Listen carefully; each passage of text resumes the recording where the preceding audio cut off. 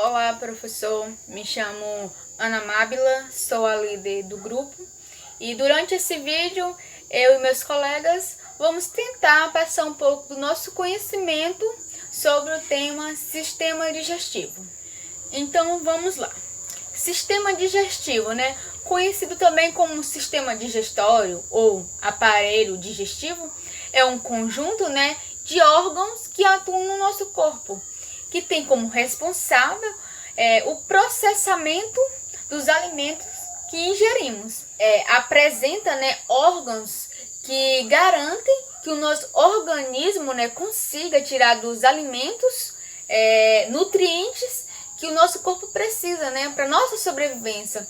Esse sistema também é responsável por eliminar o material que não foi digerido, O sistema digestivo, ele é formado por uma espécie, de canal alimentar, onde ele se comunica com glândulas acessórias, que liberam dentro dele uma substância, que é essencial no processo da digestão.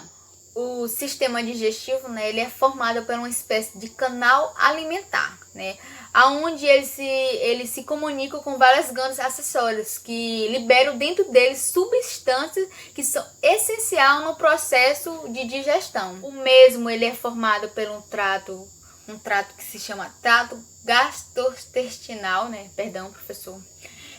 Que é composto pela boca, faringe, esôfago, estômago, intestino delgado, intestino grosso, que é associada a esses órgãos que tem umas glândulas acessórias, também chamadas de glândulas associadas, que são as glândulas salivares, o fígado e o pâncreas. O processo de digestão inicia na boca, E aí nessa cavidade o alimento sofre a ação dos dentes, que garantem que os alimentos sejam cortados, triturados e amassados. Essa etapa, da digestão é chamada de digestão mecânica, por não envolver substâncias químicas no alimento. Então, mecânica, pelos dentes, os alimentos só se tornará menor, garantindo uma melhor ação de enzimas. Também atua as glândulas salivares, que são as glândulas acessórias, que é muito importante nesse sistema. As glândulas são responsáveis pela secreção da saliva, a qual elas atuam, na digestão química. Na saliva é encontrado a amilase salivar, que é uma enzima que atua quebrando carboidratos, O alimento ele é triturado e misturado à saliva e é formado um aglomerado que é chamado bolo alimentar. A língua também ela é uma estrutura muito importante na boca, pois ela ajuda a misturar a saliva com o alimento e também a mover o bolo alimentar para a cavidade oral para que seja descrutido. E após o alimento sair da cavidade oral, ele vai diretamente para a faringe, que nossa colega vai dar continuidade. Olá, professor James, eu sou a acadêmica Ernestina Sara e o nosso grupo ficou responsável de falar sobre o sistema digestório. Mais precisamente, eu fiquei responsável de falar sobre dois órgãos desse sistema, que é a faringe e o esôfago. Agora vou começar falando um pouco sobre a faringe. A faringe é um órgão que, diferentemente dos outros que fazem parte do corpo humano, ela tem função de dois sistemas, o sistema respiratório e o sistema digestório, que eu vou estar falando posteriormente quando eu falar da função. Em sua anatomia, a faringe tem o formato de um funil irregular, tendo 15 centímetros quando relaxada e 12 centímetros quando contraída.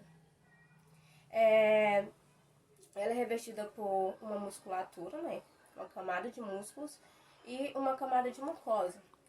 Essa mucosa, nela temos a presença de células do sistema imunológico, que são os folículos e os linfóides, que ajudam justamente nos proteger contra patologias que vêm do alimento ingerido e do ar, que justamente acontece no processo que a faringe vai ter a sua função. Além disso, A faringe está localizada atrás da cavidade nasal e bucal e à frente da coluna cervical. Por isso, por causa dessa sua localização à frente da coluna cervical, que ela vai fazer comunicação entre dois sistemas. Além disso, ela se divide em 3 partes: a nasofaringe, a orofaringe e a laringofaringe. A nasofaringe se localiza atrás da cavidade nasal e acima do palato mole superior, fazendo comunicação com o ouvido médio através das tubas auditivas. Já a região da orofaringe é a camada que vai se localizar atrás da cavidade bucal, incluindo a base da língua, a garganta, as amígdalas, dentre outros. E por último, e não menos importante, a última porção da faringe, que é a mais interna, é a laringofaringe, que vai fazer comunicação, ou seja, se conectar com a abertura da laringe e mais abaixo do esôfago. Qual a função? Agora falando sobre função da faringe, qual a função dela? Como eu falei no início do vídeo, ela participa de 2 sistemas, o respiratório e o digestório. E a função dela no digestório, assim como no respiratório, é conduzir tanto o ar quanto o alimento. Mas falando sobre o digestório, é conduzir, através dos movimentos peristálticos, o alimento até o tubo digestório para que continue o processo desse sistema. Mas como isso ocorre? Já que temos a participação dela também no sistema respiratório. É aí que entra as válvulas de bloqueio, a epiglote e o palato mole, que são 2 válvulas que, quando começa o processo de deglutição, vão fechar as aberturas respiratórias, ou seja, para que este alimento, que agora está sendo começando o seu processo, não vá para as vias erradas, as vias respiratórias, e sim para o tubo digestório. Porque quando ocorre a falha dessas válvulas, o alimento que foi para a via errada, o indivíduo automaticamente começa a expeli-lo, ou seja, a tossir, para que tudo aquilo seja colocado para fora, porque está no local errado. E que no caso era para estar no tubo digestório. Essa é a função da faringe, conduzir os alimentos. E dentre as afecções que temos a nível deste órgão, temos a faringite, que é uma inflamação da faringe, temos a amigdalite aguda, temos a monocleose infecciosa, dentre outras doenças que vão atingir este órgão. Agora falando sobre o órgão posterior à faringe, o esôfago, diferentemente do primeiro que eu citei, ele vai ter participação agora apenas no sistema digestivo, sendo responsável por conectar a faringe ao estômago, ou seja, é como se fosse uma ponte no nosso corpo. Em sua anatomia, o esôfago é um tubo muscular oco de 25 centímetros de comprimento e 3 centímetros de diâmetro, sendo constituído por musculatura lisa e também estriática e esquelética, e por mucosa. Essa mucosa que vai revestir o esôfago se divide em 3 partes, que é a epitélio, a lâmina própria e a musculares mucosa. A epitélio é a camada mais interna, constituída de células escamosas. Em cima da epitélio, temos a lâmina própria, que vai ser formada por tecido conjuntivo, e sobre esta camada temos a última, que é a camada mais fina de músculos, que é a musculares mucosa. Além disso, o esôfago se divide em 3 partes, no caso, tem tudo a ver com sua localização, que fica atrás, logo após a laringofaringe, e sobre a parte superior do estômago, se dividindo em parte cervical, torácica e abdominal. Dentre as partes do esôfago, a primeira, que é o esôfago cervical, vai dar o início, o marco para este órgão, se localizando logo após a laringofaringe e se conectando com a traqueia. Posteriormente a essa região, temos a maior porção desse órgão, que é a torácica, que vai se localizar atrás do brônquio esquerdo. E por último, a última porção, e a menor também, né, que é o esôfago abdominal, que vai fazer conexão, se ligar diretamente com o diafragma e também se conectar com a parte superior do estômago. Isso por quê? Falando agora sobre a função do esôfago. O esôfago, ele tem a função, assim como o órgão anterior à faringe, de conduzir, encaminhar o bolo alimentar. Quando começa o processo de deglutição, aquele bolo alimentar vindo da faringe vai para o esôfago. E lá, ele vai ter que encaminhar esse alimento para o estômago para que continue o processo químico do sistema digestivo. Mas como isso ocorre?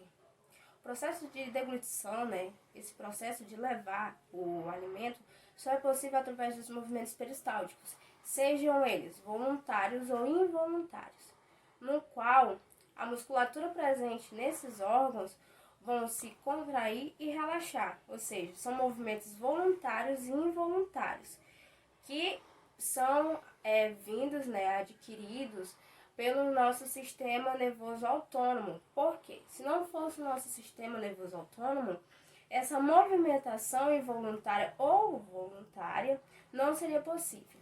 Um exemplo disso seria, se não tivesse essa movimentação peristáltica, o paciente só poderia fazer a deglutição ou o processo digestivo se estivesse em pé, porque assim, qualquer outra posição que ele estivesse, o bolo alimentar estaria ali parado, porque não teria como a musculatura presente nesses órgãos se movimentar para que pudesse movê-lo. E graças, né, ao nosso sistema nervoso autônomo, essa movimentação é possível, fazendo com que o alimento seja levado para o restante do sistema digestivo. Agora falando um pouco sobre as afecções que acometem este órgão, temos a nível de esôfago algumas patologias como a esofagite, a pirose esofágica, o esôfago de Barrett, o câncer de esôfago, dentre outros, que são todas patologias, né, que por algum motivo atacam este órgão. E meu colega agora vai continuar a explicação do sistema digestivo.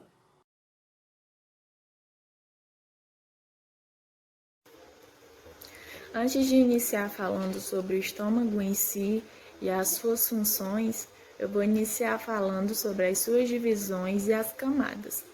O estômago ele é dividido em 5 regiões: cárdia, corpo, fundo, antro e piloro.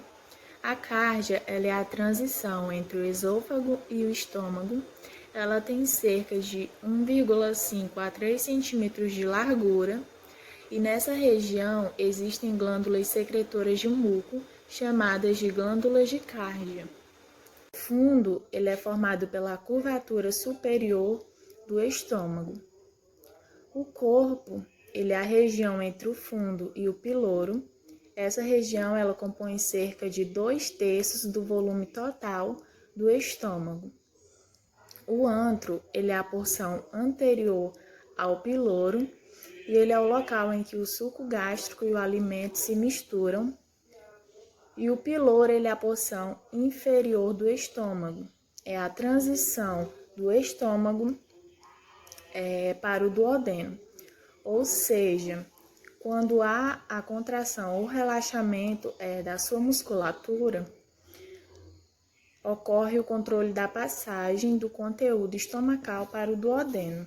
Além disso, a parede esquerda e a parede direita do estômago são chamadas de curvatura maior e curvatura menor. Como eu falei anteriormente, o estômago também ele é dividido em camadas. Ele é dividido em 5 camadas: mucosa, submucosa, muscular, serosa e subserosa. A camada mucosa ela é a mais interna e nela é produzidas as enzimas digestivas e o ácido estomacal. A submucosa, ela é uma camada de suporte entre a mucosa e o músculo. Ela é composta por tecido conjuntivo denso. Muscular é uma camada muscular espessa, composta por fibras musculares lisas.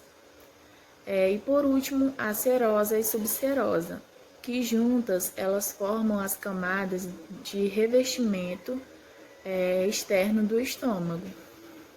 Agora eu vou falar sobre o estômago em si e as suas funções. Sabemos que o estômago ele é um dos órgãos que compõe o sistema digestório e ele está localizado logo abaixo do diafragma.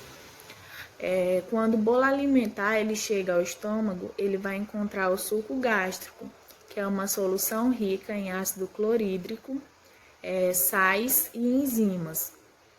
Cada enzima ela atua em um nutriente diferente. Por exemplo, a pepsina ela quebra as moléculas de proteínas, enquanto a lipase ela fragmenta as gorduras.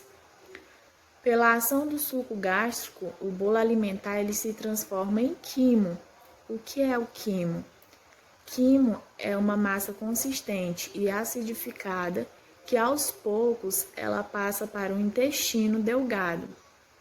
Esse processo ele não é tão simples quanto parece, porque a digestão gástrica ela pode passar até 4 horas, dependendo do que ingerimos, né? Por isso, é muito importante mastigarmos bem o alimento que ingerimos para evitar que ele fique sendo consumido por muito tempo, né, no estômago.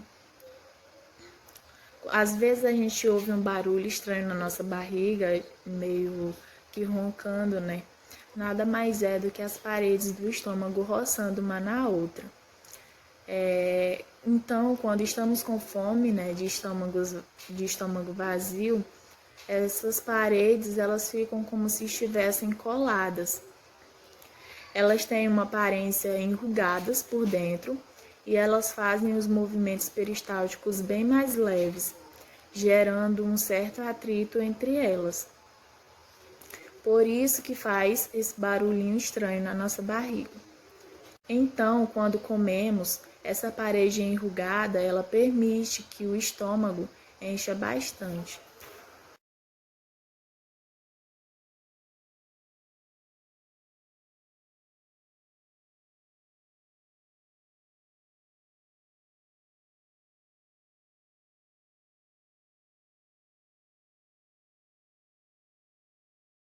Vamos falar um pouco sobre o intestino delgado.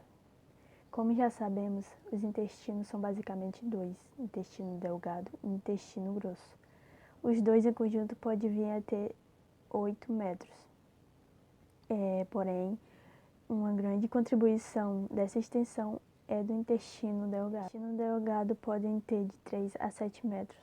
Só com essa informação já podemos deduzir uma das principais funções do intestino, que é o armazenamento. Ou seja, os intestinos têm a função de armazenar nutrientes, comidas, quilos. Isso vai depender de como a gente vai estar se referenciando. O intestino tem diversas funções e vai ser nessa porção que vai ocorrer a grande parte da quebra dos alimentos, ou seja, vai ocorrer a digestão e também a absorção de alimentos. O intestino delgado ele se divide em 3 porções.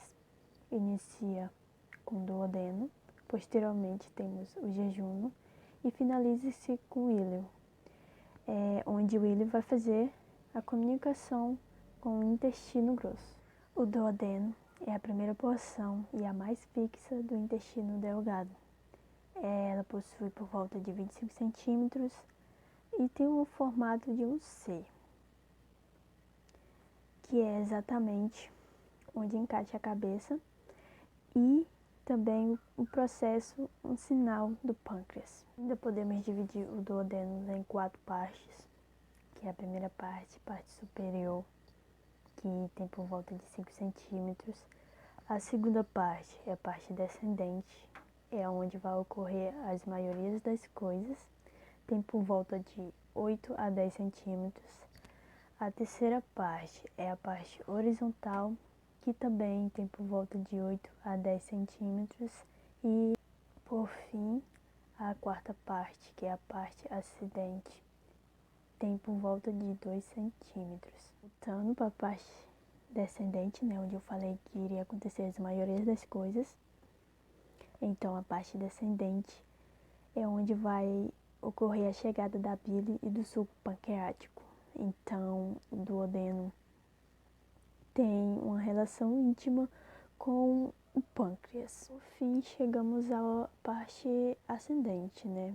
Que é onde fica a junção do duodeno jejunal, ou seja, onde fica a transição, né? É a fronteira que separa o duodeno do jejum. E por fim, o íleo. A segunda porção do intestino delgado, como eu já falei, é o jejum, a continuação do duodeno, né? O jejúnio está em grande parte localizado na porção superior esquerda do abdômen, enquanto o íleo está mais na porção inferior na direita. De característica, o jejúnio tem mais pregas circulares, também tem paredes mais espessas e mais fortes, isso comparado com o íleo. Então, essa foi uma breve explicação sobre o intestino delgado, né? Dividido em 3 porções: duodeno, jejúnio e íleo. E isso foi um breve resumo, espero que tenha entendido o que eu passei aqui e muito obrigado pela atenção.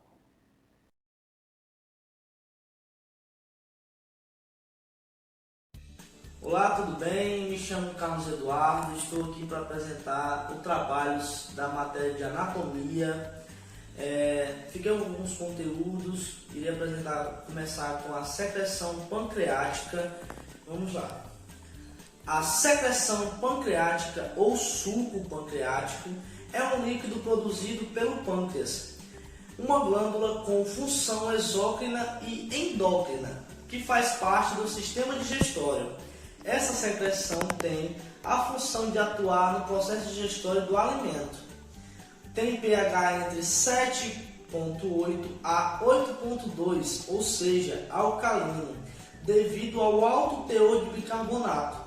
Este teor alto de bicarbonato irá neutralizar a acidez do bolo alimentar, garantindo o funcionamento das enzimas pancreáticas em pH neutro e pouco alcalino. Neste suco, existem enzimas capazes de atuar no processo de digestão, como tripsina, amilase pancreática, lipase pancreática, entre outras. É um suco viscoso e incolor. Tem grande importância na digestão de proteínas, carboidratos e triglicerídeos e ácidos nucleicos. São produzidos aproximadamente 1,5 litro diariamente. O suco pancreático inativa a pepsina do estômago, assim as enzimas podem atuar no intestino delgado. Atua na digestão de carboidratos através da amilase pancreática, na digestão de proteínas através de enzimas como a quimitripsina, tripsina e carbopeptase, e na digestão de triglicerídeos, gorduras neutras, ácidos graxos e glicerol, através da lipase pancreática. A produção do suco pancreático é controlada por 3 etapas: pelo sistema nervoso parasimpático, é responsável pelo aumento das secreções e da motilidade do tubo digestivo. Por isso vai aumentar a secreção pancreática, e pelo neurotransmissor acetilcolina, o hormônio secretina, que é secretado no duodeno e no jejum, o hormônio colecitonina, que é secretado no intestino delgado. Agora vamos ao próximo conteúdo, que é a bile. A bile é uma solução verde amarelada que entre As diversas outras substâncias apresentam em sua constituição sais que emulsificam os lipídios, ou seja, reduzem fisicamente a gordura a pequenas gotas, facilitando a ação de enzimas que farão a sua digestão, as chamadas lipases. A bile é produzida no fígado, mas sua atuação ocorre no intestino delgado, duodeno também conhecido. A produção da bile ocorre por meio da incorporação de pigmentos resultantes no processo de destruição de eritrócitos pelo fígado. É produzida continuamente cerca de 250 ml a 1 litro por dia e parte é lançada pelo ducto coledoco no duodeno e parte é armazenada na vesícula biliar. Durante a digestão, é lançada no duodeno, onde ocorre a ação das lipases. Ao final do processo de digestão, restam moléculas como ácidos graxos, glicerol e aminoácidos, que são absorvidos pelas células intestinais. Os pigmentos biliares são eliminados do organismo por meio das fezes. Vamos ao último conteúdo que eu fiquei responsável no trabalho, que é vilosidades e microvilosidades. As vilosidades intestinais, assim como as microvilosidades do intestino delgado, têm a função de aumentar a absorção dos nutrientes após a digestão. Elas são as dobras do intestino. A superfície das vilosidades tem uma área de 12 centímetros quadrados e das microvilosidades são 240 centímetros quadrados. As vilosidades e os microvilos aumentam a área de absorção intestinal em aproximadamente 30 vezes e 600 vezes, respectivamente, proporcionando a absorção excepcionalmente eficiente de nutrientes do lúmen. Microvilosidades. As microvilosidades ou microvilo é a projeção microscópica da membrana celular no seu interior. É formado de 25 a 40 filamentos de actina. Estão envolvidos em uma ampla variedade de funções, incluindo a absorção, secreção e a adesão celular. Amostra de microvilosidades. Os microvilos são prolongamentos digitoformes da superfície, membrana plasmática, de células, os quais ampliam a área disponível para absorção, além de nutri-las. São frequentes no epitélio intestinal e em outros tecidos. Possuem características especiais em células epiteliais. Promovem a expansão do citoplasma e são ricos em feixes de filamento. Actina em forma de dedo de luva. As vilosidades intestinais e microvilosidades encontradas no intestino delgado têm a função de aumentar a absorção de nutrientes após a digestão. Elas são as dobras do intestino. Muito obrigado por ter assistido até aqui e bom trabalho. Boa noite, professor James. Boa noite, turma. Eu me chamo Paulo Vitor. Eu venho aqui, através deste vídeo, explicar um pouco sobre o intestino grosso. A anatomia do intestino grosso consiste em ter uma estrutura tubular que mede aproximadamente 1 metro a 1,5 metro de comprimento, tá? Ele mede de 1 metro a 1,5 metro de comprimento. É claro que isso é equivalente de organismo para organismo. A principal função dele, que está presente em nosso organismo, é a absorção de água e alguns sais e nutrientes. Tá?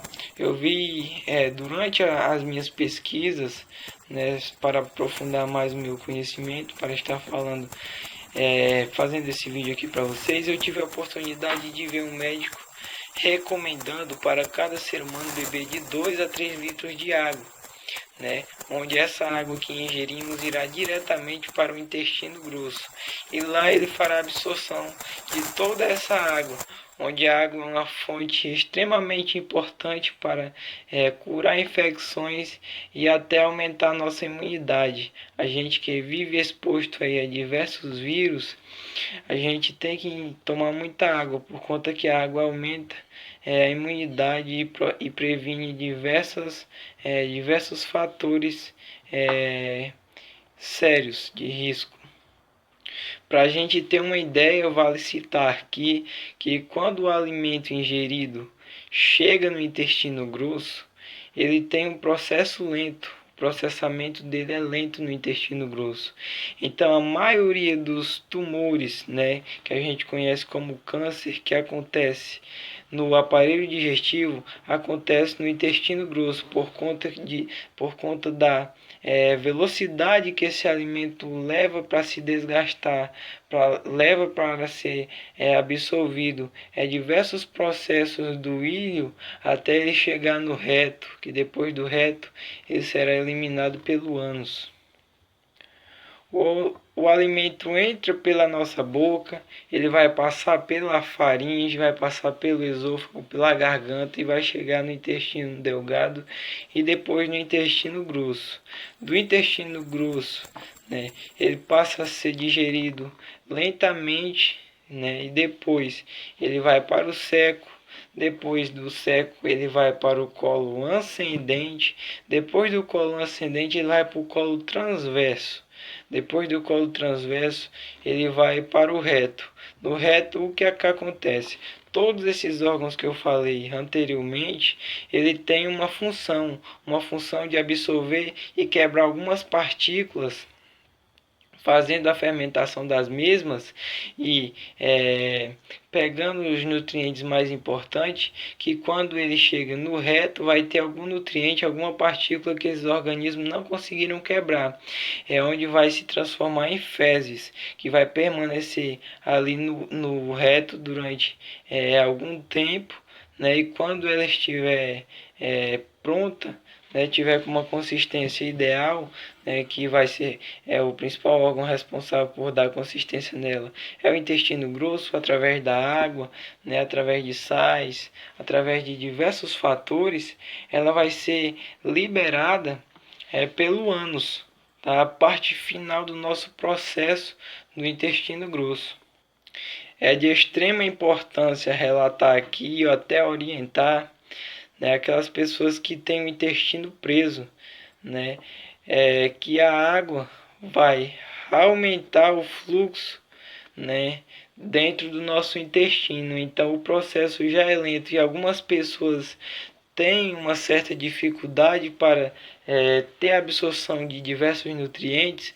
Então com o uso de água, com a quantidade de água em excesso, irá ter uma maior fluidez e então terá um processo mais agilizado, um processo mais rápido, onde irá facilitar todo o processo e estará evitando até um sério problema, que diversas vezes a gente ouve falar em apêndice. Então, a apêndice faz parte deste problema do intestino grosso. Muitas pessoas têm o intestino preso e acumula fezes ali no seco, acumula alguns nutrientes ali, e quando pensa que não, a apêndice estoura. Então é obrigado a fazer uma cirurgia, onde a cirurgia pode ser de risco ou pode ser uma cirurgia simples, mas nunca ninguém sabe.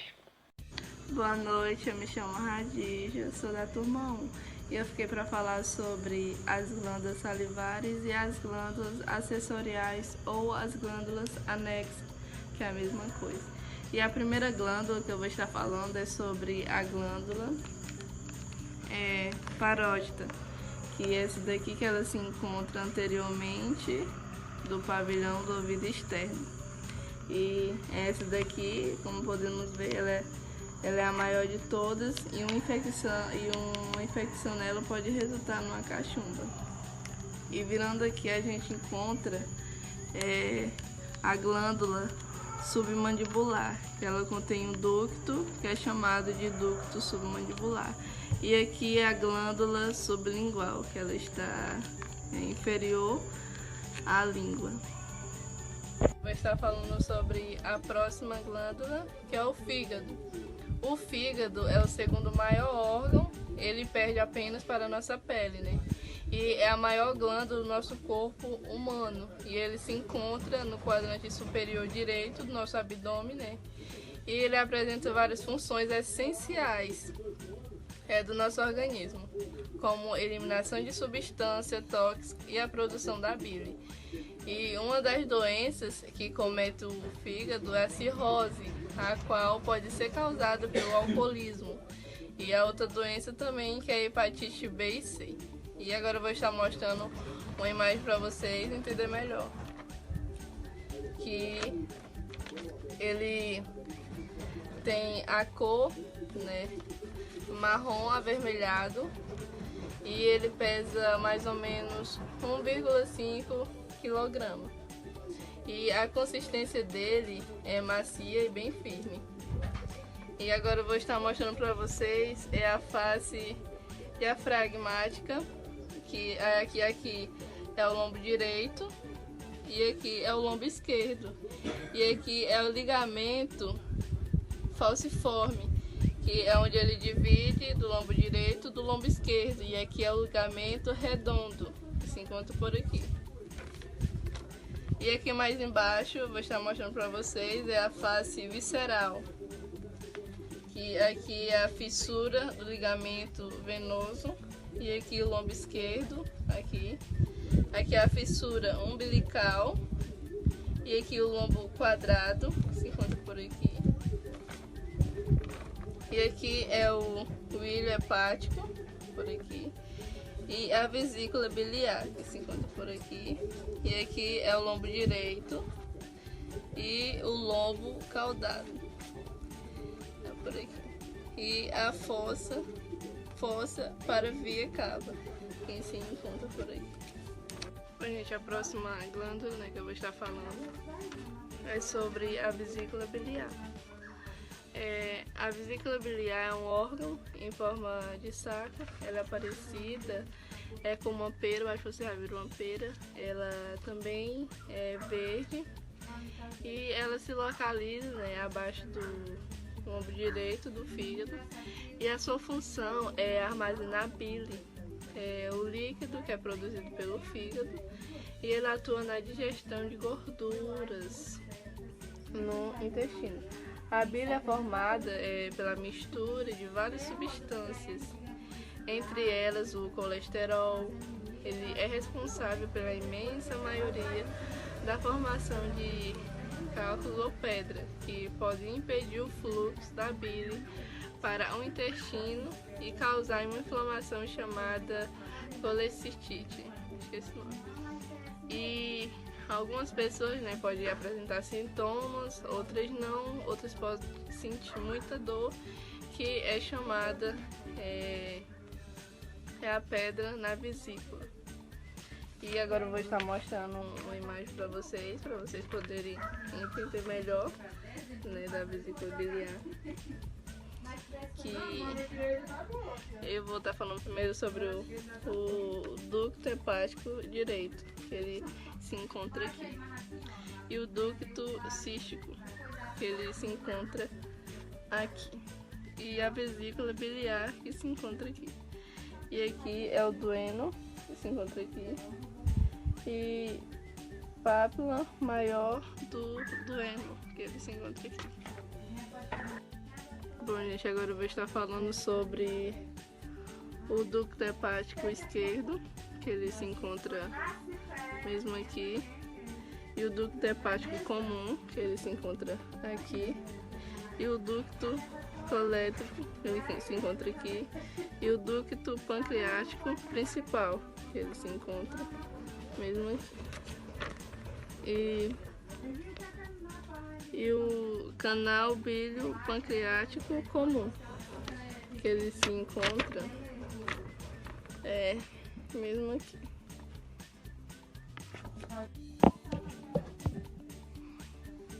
Bom, gente, agora eu vou estar falando sobre a glândula, né? Que é a última glândula que eu vou estar falando, que é o pâncreas. É uma glândula digestiva com função endocrina e exocrina. Ela pertence ao sistema digestório e endocrino. Ela possui cerca de 15 centímetros de comprimento e ela se localiza na região abdominal, atrás do estômago, entre o duodeno e o baço. E agora eu vou estar mostrando a imagem para vocês, né, verem e entenderem melhor. Que eu vou estar mostrando primeiro esse lado aqui, que aqui é o colo e aqui é o duodeno, aqui. E aqui é a cabeça. Aqui é o processo ensinado, aqui. E aqui é a mesentérica superior, aqui. Aqui do outro lado eu vou estar mostrando. Aqui é o corpo, mesmo aqui. E aqui é a cauda. E aqui é a mesentérica superior, aqui. Então, gente, essa foi a última glândula, né, do sistema digestório. E obrigado pela atenção. Bom, gente, eu sou o aluno Fábio Eric. Estou aqui para falar um pouco sobre duas glândulas importantíssimas no nosso sistema digestivo. Quais são elas? Fígado e pâncreas. Como sabemos, ambas auxiliam no nosso intestino, né, para a nossa digestão. Vamos começar falando de pâncreas. O que falar de pâncreas? Vamos ser bem detalhista. O estômago, ele tem aquele seu caráter ácido, mas ele não tritura os alimentos, certo? Ele não tritura os alimentos. Mas quando os alimentos saem do estômago, ele já sai acompanhado desse ácido, que é chamado de ácido clorídrico. E como o duodeno, diferente do estômago, não tem aquele muco, aquela parede protetora, é aí que entra o pâncreas, para proteger o nosso duodeno. Então, a parede do duodeno, quando ela percebe esses itens no duodeno, quando é percebido por ela libera um hormônio, chamado de secretina. Secretina, por sua vez, ela vai cair na corrente sanguínea, vai até o pâncreas, que vai liberar imediatamente pelo seu ducto pancreático, ou canal pancreático, o seu suco pancreático. Que esse vem, por sua vez, com a função de proteger o duodeno. Ele contém íons alcalinos, que também ajudam a proteger o pH, ajudam também na absorção de proteínas. E também é liberado bicarbonato de sódio. Bicarbonato de sódio, mas o que bicarbonato de sódio vai ter, qual é a função dele dentro do duodeno? É bem simples. Quando o bicarbonato de sódio entra em contato com o ácido que já vem do estômago, eles ficam neutros, não tem mais efeito. O ácido perde totalmente o efeito. Então é mais ou menos isso. O suco pancreático do pâncreas, obviamente, vai servir para isso, para neutralizar e proteger. Vai servir como se fosse o muco do estômago. Mais ou menos essa semelhança, mas com um processo bem mais específico. Então é mais ou menos isso. Falando de pâncreas, é mais ou menos isso. Ok? Vamos falar agora de fígado. O que falar do nosso fígado, né? Que temos uma ligação de fígado para pâncreas através da nossa vesícula biliar. Então, no fígado, através do nosso colesterol, através do colesterol bom, aquele saudável, é produzida a bile, sais biliares no caso, que no fígado se armazena na vesícula, que ocorre aquelas pedrinhas que, se é produzido muita bile e não é usada, o corpo não usa, acaba construindo aquelas famosas pedrinhas nos rins, né? Nos rins não, perdão, pedras na vesícula, é isso. Então, ajuda na digestão, principalmente, por sua vez, como no pâncreas vem por outras especialidades, o fígado, por sua vez, vem na especialidade de gorduras. Ele vem com um processo chamado de emulsificação. O que é isso? Já deve ter ouvido falar? Talvez não. É bem simples. A gordura, onde ela se localiza, ela gruda. Como se ela entra em um canal, ela vai grudar nas paredes, certo? esse processo ele serve para soltar as gorduras. Então, quando as gorduras se soltam, elas são possível descartá-las ou absorver o necessário e descartar o que não é mais para o resto do intestino, correto? Mas vale lembrar uma coisa, tipo, mas se trata gorduras dessa forma, então é uma enzima. Não, bile não é uma enzima. Ela faz esse processo, mas ela não é uma enzima, ok? Então é isso. Aí as gorduras vão para o processo de lipases e para que possam ser quebradas melhor, trituradas melhor, e facilitando assim a digestão com a absorção necessária e liberando o que não é necessário. Então é mais ou menos isso, gente, falando de pâncreas e fígado. Espero que tenha ficado bem claro para vocês. É mais ou menos essa a explicação resumida pelo tempo que temos. E é isso. O pâncreas serve para proteger o nosso duodeno. O fígado, por sua vez, vem para absorção de gorduras e como se fosse tratar delas de forma correta para a sua liberação também, ok? E é isso, colegas. Espero que tenha ajudado, espero que tenham entendido e obrigado.